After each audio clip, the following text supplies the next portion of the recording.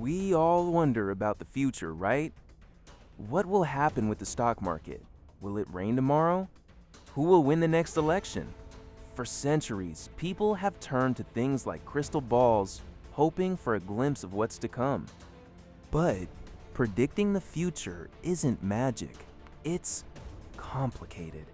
And surprisingly, it's becoming a legitimate field with its own economics.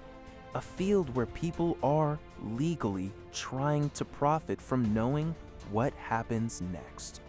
Think about the stock market. If you knew a stock was going to go up, you'd buy it, right? And if you knew it was going to crash, you'd sell. That's the basic idea. The ability to predict, even a little bit better than chance, can be incredibly valuable.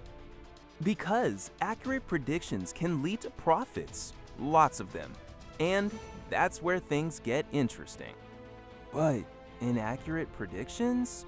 They can lead to losses, big ones. So how do you even begin to predict the future? And how do you make money doing it without just guessing? Well, a lot of it comes down to probability, like rolling dice. You can't know the exact outcome, but you can calculate the odds. Probability isn't just about random events. It's about understanding patterns and using data to estimate the likelihood of different outcomes. We see this all the time. Weather forecasts, for example, they aren't perfect, but they're based on complex models and tons of data. And a good forecast can help you prepare. Grab an umbrella if there's a high chance of rain. Political polls are another example. They try to predict election results by surveying people's opinions.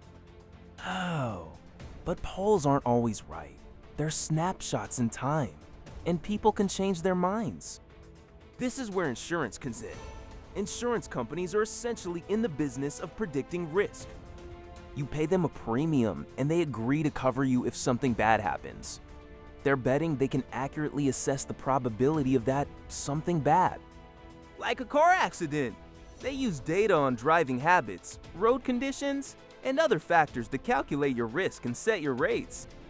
But what if you could predict the future more accurately than an insurance company?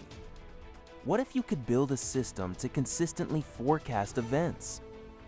That's the goal of a growing field called prediction markets. It's about turning the future into a marketplace. The basic idea for gather data, apply an algorithm, and generate a prediction. It all starts with data. Lots and lots of data. Everything from economic indicators to social media trends. This data is fed into an algorithm, a set of rules that analyzes the information and tries to identify patterns. The algorithm then spits out a prediction, a probability of a certain event happening. But how do you know if the prediction is any good? That's where accuracy comes in. How often does the prediction turn out to be correct? Improving accuracy is a constant process of refinement, adjusting the algorithm, adding more data, and learning from past mistakes. Now, imagine a place where you can buy and sell predictions, a market for the future. You could buy a contract that pays out if a certain event happens. If you think the event is likely, you buy the contract. If you think it's unlikely, you sell it. One of the oldest and most well-known prediction markets is the Iowa Electronic Markets. It's been running since 1988 and has a surprisingly good track record. Here, people trade contracts based on the outcome of political elections. The price of the contract reflects the collective wisdom of the traders. More recently, platforms like Metaculus have emerged. They focus on forecasting a wider range of events, from scientific breakthroughs to geopolitical crises. On Metaculus, users answer questions about the future and earn points based on the accuracy of their predictions. Good Judgment Project, funded by IARPA, the U.S. intelligence agency, took this even further. They ran forecasting tournaments with thousands of participants.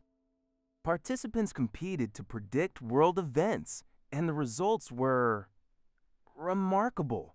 They consistently outperformed intelligence analysts. A key metric used to evaluate forecasters is their calibration score. It measures how well their predicted probabilities match reality. A well-calibrated forecaster doesn't just make accurate predictions, they also accurately assess their own confidence. The Brier Score is another way to measure forecasting accuracy. It penalizes both incorrect predictions and overconfidence. Essentially, it's a way to quantify how good a forecaster is beyond just whether they got the outcome right. This all works because of something called the wisdom of crowds. The idea is that the collective intelligence of a group is often better than that of any individual. Individual predictions can be wildly off, but when you aggregate them, the errors tend to cancel each other out. Aggregation is the key. It's about combining the insights of many different forecasters into a single, more accurate prediction. But to get people to participate, you need an incentive structure, a way to reward accurate predictions and discourage bad ones.